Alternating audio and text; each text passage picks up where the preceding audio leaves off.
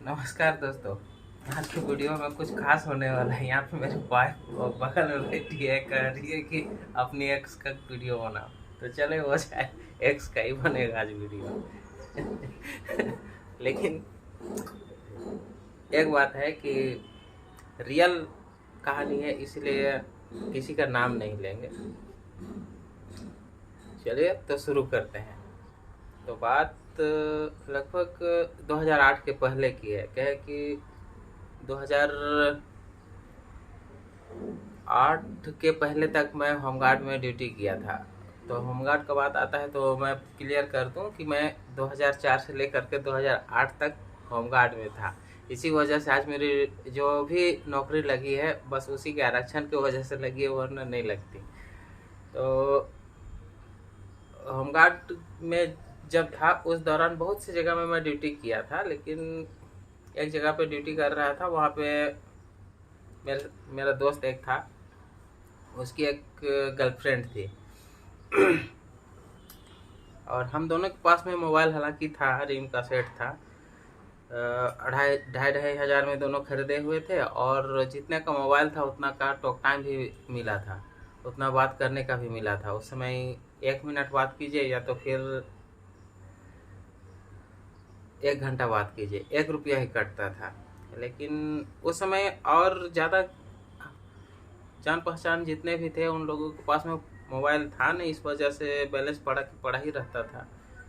तो 2,500 का talk time मिला था, उसमें से मुश्किल से हो सकता है 100-150 ख़त्म किए होंगे, और बाकी वैसे ही पड़ा था। तो हम दोनों एक ही जगह में ड्यूटी करते थे। तो उसकी जो गर्लफ्रेंड थी उसके पास में मोबाइल नहीं रहता था। उसकी जो गर्लफ्रेंड थी उसकी बड़ी वाली बहन के पास में मोबाइल रहता था।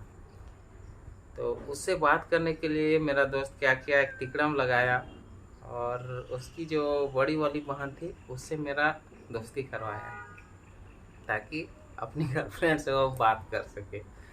उसके बाद में फिर दोस्ती कराया, दोस्ती हो गया। हम भी अच्छा से बात किए। अब भाई दोस्त को बात कराना है उसकी गर्लफ्रेंड से, तो फिर बात तो बनाना पड़ेगा। तो इस वजह से मैं बात किया। बात करते करते जो उसकी छोटी बहन लोग जितनी भी थी सबसे बात करता था। और जब मेरी दोस्त की गर्लफ्रेंड फ़ोन पे दूसरी तरफ आती थी तो मैं अपना दोस्त को दे दिया करता था। ऐसे ही दोस्त का बात हो जाता था। ऐसे ही चला, हफ्ता महीना दिन चला, मोटा मोटी हमको लगता है 1.5-2 महीने ऐसे ही चलते रहा। इस बीच अब वो लगातार किसी से भी बात करते करते, बात करने से थोड़ा सा नज़दीकी बढ़ ही जाता है। तो फ़ोन में बात करते करते उसकी जो बड़ी बहन थी उसको भी कभी कभार बात करने का मन होता था, तो उधर से भी कॉल कर लेती थी और हमसे बात कर लेती थी। तो भाई दोस्त का बात था, तो अब उसका बात बनाने के लिए अगर चाहे या ना चाहे बात तो करना ही था। वही दोस्त का जो बात था तो बात कर लिया करते थे। हमको क्या पता कि उधर भी आग लगेगा। ऐसे ही करते करते उसको भी अच्छा लगने लगा हमसे बात करना।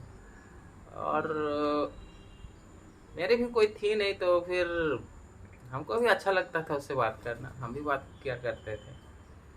इसके बाद में ऐसे ही होते होते कुछ दिन के बाद में हम दोनों का ड्यूटी अलग अलग जगहों में हो गया, और हम दोनों दोस्त अलग हो गए। अब तो अब तो इसके बाद में फिर उसकी गर्लफ्रेंड जो मेरा दोस्त था उसको बात कराने का कोई मतलब नहीं था। लेकिन अब बात का सिलसिला चल चुका था, तो फिर उसकी जो मेरी फ्रेंड मेरी मेरी मेरी मेरा जो दोस्त था उसकी जो गर्लफ्रेंड थी उसकी बड़ी बहन हमसे जब भी बात करने का मन करता कॉल कर देती थी, हम भी बात कर ही लेते थे। उसके बाद में फिर एक जगह मेला था, 15 जनवरी को मेला था, और मैं वहाँ उस दिन गया था। तो उसकी बड़ी बहन बोली थी कि मेला जा रहे हैं तो मिठाई ला दीजिएगा। तो भाई मेला गया, उसके बाद में फिर मिठाई ला दिया था। दूसरे दिन, मेला के दूसरे दिन मैं बोला क्या जाओ लेने, हम कहाँ पहुँचा देंगे, हम तो कहीं देखे नहीं हैं। तो हिचकिचाने लगी, आना नहीं चाहती थी। उसको लगता था, उसका मन में ये था कि हो सकता है कि मैं उसको नापसंद करूँगा, इस वजह से वो मिलने आना नहीं चाहती थी। तो मैं उसको भरोसा दिलाया कि तुम जैसी भी हो मैं वैसे ही एक्सेप्ट कर लूँगा। ये भरोसा जब उसको दिलाया तब जा कर के आई हमसे मिलने। और हम दोनों पहली बार मिले थे 16 जनवरी को, इसलिए हमको वो डेट याद है कि जो मेला था वो 15 जनवरी को था, इसलिए वो डेट याद है। फिर मेला के दूसरे दिन हम मिले, उसके बाद में फिर उसको लग रहा था कि मैं उसको पसंद नहीं किया हूँगा। उसके बावजूद में भी भाई किसी को मेरा वैसा नेचर है नहीं कि किसी को अपने वजह से दुख पहुँचाऊँ। तो बस यही वजह था कि मैं उसका मन रखने के लिए उसको बोला कि चलो ठीक है, नहीं तुम जैसी भी हो हमको पसंद हो। लेकिन इसके बाद में भी मिलना जुलना कभी होता नहीं था, बस फ़ोन में बात होता था। इसी तरह चला होगा, 2-3 महीना चला होगा। तो मेला जनवरी में था और मार्च या फरवरी के आसपास में उसका एक नज़दीक के रिश्ते में कोई उसके लिए रिश्ता लेकर के आए थे। जो रिश्तेदार थे वो इतना नज़दीकी थे कि बेवजह का इनकार भी नहीं किया जा सकता था, कारण बताना पड़ता। तो रिश्ता लेकर के जब आए तब तक तो मैं भी कुछ नहीं बोला था और उधर से वो भी कुछ नहीं बोली थी, बस ऐसी बात होता था। जब रिश्ता आने का बात हुआ तो फिर हमको प्रेस करने लगी कि आप बताइए कि आप हमसे शादी करेंगे या नहीं। तो उस समय होमगार्ड का ड्यूटी करता था, 2700 रुपया मिलता था, 2700 या फिर 3300 मिलता था। अब और वो भी जब ड्यूटी करते थे तब खाली मिलता था, और मिलता भी था तो जैसे इस मंथ ड्यूटी कर रहे हैं तो ये मंथ ख़त्म हो जाने के बाद में भी 2-3 महीना गुजर जाने के बाद में पैसा मिलता था, और घर का भी स्थिति ठीक नहीं था। इस वजह से उस समय हमको शादी करना उचित नहीं लग रहा था। तो मैं उसको समझाने का कोशिश किया, अपना स्थिति परिस्थिति उसको बताया कि देखो मेरा घर का स्थिति ऐसा है और जो ड्यूटी करते हैं इसका भी पैसा टाइम से मिलता नहीं है। मैं शादी अभी करूँगा तो फिर तुमको पालूँगा कैसे, और शादी करके किसी और के भरोसे में पालना हमको अच्छा नहीं लग रहा था। तो उसको हम समझाए कि भाई देखो अपने ही हैं जो रिश्ता ला रहे हैं तो कुछ सोच समझ करके ही दिखा रहे होंगे, तो कर लो उधर ही से शादी। लेकिन वो हमको प्रेस करने लगी कि नहीं आप बोलिए कि आप शादी कीजिएगा क्यों। तो उसको समझाते समझाते लगभग 48 घंटा रेगुलर, उस समय फ़ोन में तो बैलेंस पूरा था, तो उसको समझाते समझाते कंटिन्यू 48 घंटा रेगुलर उस समय बात कर रहे थे।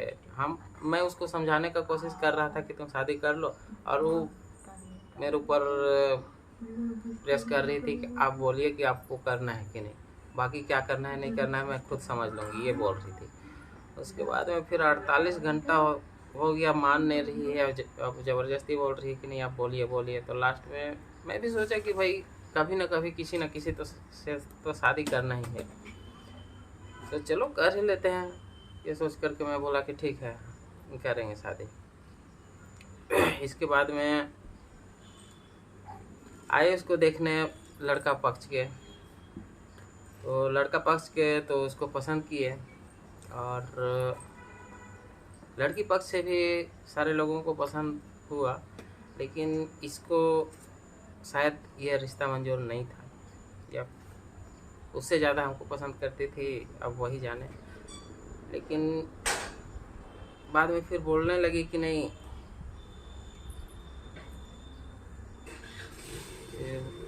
जब लड़का आया उसके बाद में फिर हमको मना कर दी थी कि नहीं उधर ही से शादी करेंगे। तो मैं भी बोला कि चलो समझ गई, अच्छा बात है। यही बात तो मैं 3 दिन से समझा रहा था ना, समझ नहीं रही थी। ठीक है कर लो बोल करके बोला कि तुम कर लो। उसके बाद में फिर कुछ दिन हुआ, 2-3 दिन के बाद में फिर कहने लगी कि नहीं उधर से नहीं करेंगे, आपसे करेंगे। तो फिर समझाने का कोशिश किया, फिर नहीं मानी। फिर मैं एग्री हो गया कि चलो हम ही करेंगे। इसके बाद में फिर कुछ दिन के बाद में मेरा आईआरबी का दौर था यहाँ डाल्टनगंज पे, और उसी दिन उसका लोटा पानी था। तो लोटा पानी था तो ये कहने लगी कि नहीं आप भी आ जाइएगा।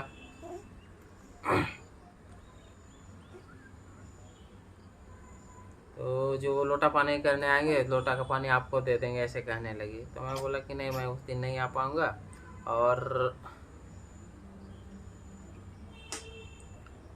मेरा उस दिन बहाली भी है, संभव नहीं है, ये बोल करके मैं नहीं गया। मैं उसको समझाया कि यार देखो लोटा पानी का ही तो बात है, एक लोटा पानी दे देना। उसके बाद में फिर ये लोटा पानी हुआ, उसका मन बदल गया। बस उसके बाद में फिर कहने लगी कि नहीं उधर ही से करेंगे। भाई इतना बार बार हाँ और ना और हाँ और ना करवाए तो किसी का भी सटक सकता है। मेरा भी सटक गया, मैं भी पागल हो गया। तो यार मेरा भी इधर कुछ है, खिलौना थोड़ी है। मैं बोला कि जब चाहो हाँ बोलवा लो, जब चाहो ना बोल दो, ऐसा थोड़ी होता है। अब तुम शादी करके तो बताओ, मैं देखता हूँ कि तुम शादी कैसे करती है। ऐसे ही मैं बोला। जब लोटा पानी हुआ वही शाम मेरा भी दौड़ ख़त्म हुआ था, पैर में पूरा छाला हो गया था। फ़ोन में बात हुआ तो उसका बात से ही हमको एहसास हो गया था कि नहीं बदल चुकी है। डाल्टनगंज से सीधे उसके घर गया। मैं घर में बोला कि घर में जा कर के, अब जान रहे ना किसी का जब सटक जाता है तो क्या होता है, सीधे घर जा कर के बोल दिया कि अगर शादी करेगी उधर से ठोक ठका देंगे। भाई उस समय कॉन्फिडेंस भी ऐसा था कि होमगार्ड का जब नौकरी ड्यूटी करते थे उस समय 50 राउंड मिलता था, ये 303 का। और तो थोड़ा सा जुनून था, और जैसा माहौल था उस माहौल में अभी बोल दिया कि साला 50 राउंड मिलता है, ले जाकर के ठोक देंगे। अब हो गया बवाल। उसके बाद में फिर उसकी माँ बोलने लगी कि बाबू बात तो हो गया, लोटा पानी हो गया, सारा चीज़ पक्का पक्की हो गया, इसको शादी करने दो। और इससे छोटी बहन है, माँ बाप लोग को लेकर के आना, छोटी वाली को शादी कर देंगे तुमसे।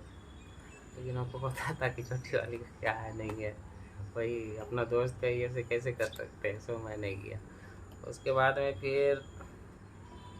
मैं फिर शाम में मेरा दौड़ ख़त्म हुआ था, सुबह में उसका घर पहुंचा था। पैर में तो पूरा छाला ये हो गया था, हालांकि तेल सब गर्म कर दिया, उसके बाद में लगा दी थी। उसकी छोटी बहन लोग पैर सब भी दबा दी थी। उसके बाद में फिर मैं वही धमकी सी समझिए, धमकी देकर के आ गया कि अगर शादी करेगी तो ठोक ठोक देंगे। उसके बाद में फिर मैं अपना घर आ गया, तब फिर फ़ोन करके क्या बोलती है कि आपके बाद में मेरा घर आइएगा ना तो मार खाइएगा, पिटा जाइएगा। मैं बोला कि अच्छा ऐसा बात है। मैं शाम में ही उसका घर पहुंच गया। शाम में पहुंचा और बोल दिया कि चलो ठोको, पिटवा, किसे पिटवाना है।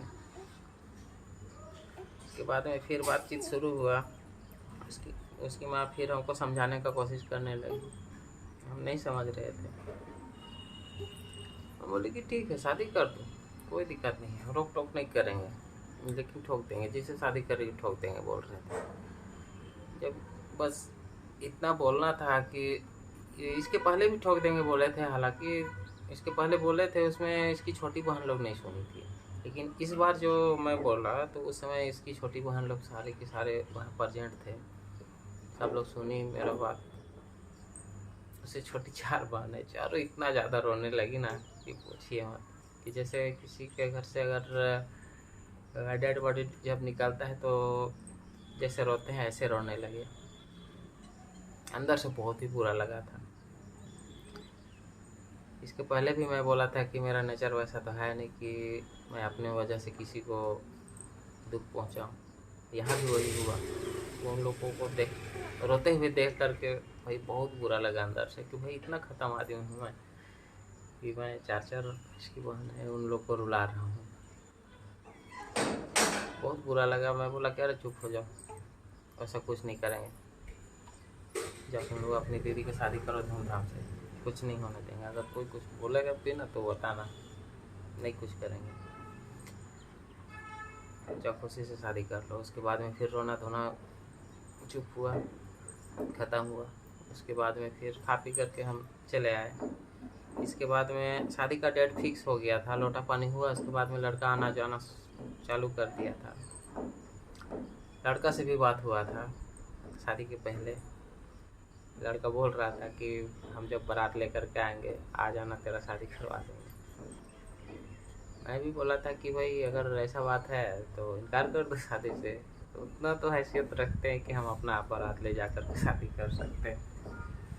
लड़का जिद किया कि नहीं आओ, तुमको आना पड़ेगा, हम तेरा शादी कराएंगे। हम भी बोले कि भाई हम अपना शादी अपना बारात ले जा कर के करेंगे। फिर यही बीच में वो लड़का हमसे पूछा भी था, जो शादी किया, और हमसे पूछा भी था कि उस लड़की से जिसे मैं शादी कर रहा हूँ उससे कितना प्यार करते हो। तो मैं बोला था कि भाई ये तो बताने वाला चीज़ है नहीं कि बताऊँ कि मैं इतना प्यार करता हूँ, इतना प्यार करता हूँ। उसके बाद में फिर हम इस बीच बोले थे उसको कि भाई अगर आपको देखना ही है कि मैं कितना प्यार करता हूँ उससे, तो शादी करने से इनकार कर दीजिए। मैं शादी करूँगा, उसके बाद में देख लीजिएगा कितना प्यार करता हूँ नहीं करता हूँ। अब शादी कीजिएगा आप और प्यार दिखाएंगे आप, ये कहाँ का इंसाफ़ी है भाई। मैं ऐसा बोला था। उसके बाद में उसका जिस दिन बारात आया हुआ था उस दिन मैं नहीं गया। उस दिन मेरा भी गांव से बारात गया हुआ था, तो मैं वहाँ चला गया था। तो अब तक इसका बारात आने तक मैं इतना ज़्यादा अपसेट हो गया था ना कि कहीं मन नहीं लगता था। बस उसी का एकदम माइंड में वही चल रहती थी। लेकिन भी खुद को अपने आप को संभाले थे, उसके बावजूद भी नहीं जा रही थी माइंड से। जहाँ जा कर के बैठते थे भूल जाते थे कि हम कहाँ हैं, क्या कर रहे हैं, नहीं कर रहे हैं। सुबह जहाँ उठे और कहीं जा कर के बैठ गया तो बैठे ही रह जाते थे। जब हाथ पैर नहीं चलने लगता था तब हमको एहसास होता था कि यार हम तो खाना खाए ही नहीं है, तब जा कर के खाना खाते थे। उसके बाद में फिर ऐसे ही होते होते पेट में गैस हो गया, खाली पेट रह रह के। अब जब भी गैस की वजह से पेट दर्द होता था तो इतना ज़्यादा पेट दर्द होने लगा था कि बर्दाश्त से बाहर हो जाता था।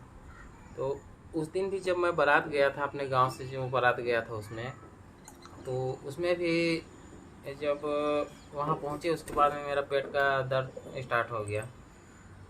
तो स्टार्ट हो गया, अब बाराती वहाँ आए हैं, अब किसको क्या बोलेंगे, बस चुपचाप बैठ गया। तो गांव में जो हमसे बड़े भैया लोग हैं वो लोग हमको गुड्डा गुड्डा बोलते हैं, प्यार से गुड्डा ही बोलते हैं। तो एक सीनियर भैया हमको देखे कि मन मार करके बैठे हुए हैं, तो आकर के पूछे कि क्या हुआ गुड्डा बोल करके। तो हम बताए अपना कि दादा देखिए ना ऐसा ऐसा पेट बहुत ज़्यादा दर्द कर रहा है बोल करके। तो उस समय दारू तो मैं पीता नहीं था, तो बोला कि चलो चलो तुम्हारा दवा करते हैं बोल करके ले गए। उसके बाद में फिर जहाँ दारू बंद था वहाँ ले गए। अब वहाँ ले जाने के बाद में फिर 2 गिलास मंगाए, उसके बाद में 1 गिलास हमको धराया, उसके बाद में एक गिलास अपने पकड़े, बोले कि पी जाओ ठीक हो जाएगा। अब इसके पहले कभी दारू पिया नहीं था और पहली बार वो भी सीनियर भैया के सामने कैसे कैसे पिए। अब धर्म संकट में पड़ गए। बोला कि अब पी न गुड्डा ठीक हो जाता। अब भाई इधर दर्द कर रहा है, अब किसी तरह हम तो सोच रहे हैं कि दर्द ठीक हो जाए। 1 गिलास था उठाए पूरा अंदर कर दिए, बस 5-10 मिनट में ठीक हो गया पेट। इसके बाद में फिर ये जो गैस का समस्या था तो उस समय तत्काल के लिए ठीक हो गया। इसके 10-15 दिन के बाद में फिर स्टार्ट हुआ। तो 10-15 दिन के बाद में जब स्टार्ट हुआ तो बारात वाला तो हमको याद था कि भाई वहाँ पिए थे तो ठीक हो गया। फिर जब दर्द हुआ जा कर के छुप के खरीद करके पी लिए, फिर ठीक हो गया। तो इसी तरह खुद को अपने आप को संभाले। लेकिन शादी का डेट जब फिक्स हो गया था, उस बीच में जब इसका दहेज सब खरीदारी हो रहा था, सबसे बड़ी यही थी और उससे छोटी 4 बहनें थी और ये तंग करने लगी थी ये अलमीरा के लिए कि हमको चाहिए ही चाहिए अलमीरा। उसके बाद में जब जिद करने लगी तो उसकी माँ हमको कॉल की और बोली कि बाबू देखो ऐसे जिद कर रही है। तो हम बोले कि भाई अब बड़ी वाली ही ऐसे डिमांड रखेगी तो छोटी वाली लोग भी तो बोलेगी कि नहीं, हम बड़ी वाली को दिए, हम लोग को भी चाहिए। अब उसका उनके पापा नहीं है, वही समय से नहीं है। अब वो सारा रीज़न हमको नहीं पता, लेकिन हमको इतना पता है कि उनके पापा नहीं है, खाली सिर्फ मम्मी है। तो उसकी माँ जब ऐसे बोली तो हम बोले कि अच्छा ठीक है, शादी करेगी चाहे नहीं करेगी, आपको अलमीरा नहीं खरीदना है और नहीं करेगी तो हम इधर है ना, हम शादी करने के लिए इधर बैठल है, आपको टेंशन क्या लेना। बोले उसके बाद में फिर बोले कि नहीं, फलाना दिन इसका दहेज का सामान खरीदने जा रहे हैं, तुम भी आना बोल करके। तो हम भी गए। उसके बाद में हम बोल दिए कि अलमीरा नहीं खरीदना है, शादी अगर करेगी तो ठीक है, नहीं करेगी तो ठीक है, नहीं करेगी तो हम इधर कर लेंगे, चिंता करना नहीं है बोल के माँ को साहस दिए। अलमीरा नहीं खरीदाया। उसके बाद में फिर दहेज का सामान सब पहुँचाया घर, आ गए। लेकिन बाद में पता चला कि नहीं, जिद करके खरीदवा ही ली थी। उसके बाद में फिर बस यही था। मेरी वाइफ की वजह से मेरा केस का बताना पड़ा, लेकिन हम कंफर्म नहीं है दोस्तों कि ये वीडियो मैं अपलोड कर ही दूंगा, क्योंकि ये रियल कहानी है और इससे जो कहानी मैं बताया सुन करके कोई अंदाज़ा लगा सकता है और किसी का घर परिवार में थोड़ा सा कलह का माहौल हो सकता है। इस वजह से शायद हो सकता है ये वीडियो मैं अपलोड ना कर पाऊँ। तो चलिए बस आज के लिए इतना ही, मिलते हैं किसी और वीडियो पे। तब तक के लिए अपना और अपनों का ख्याल रखिएगा।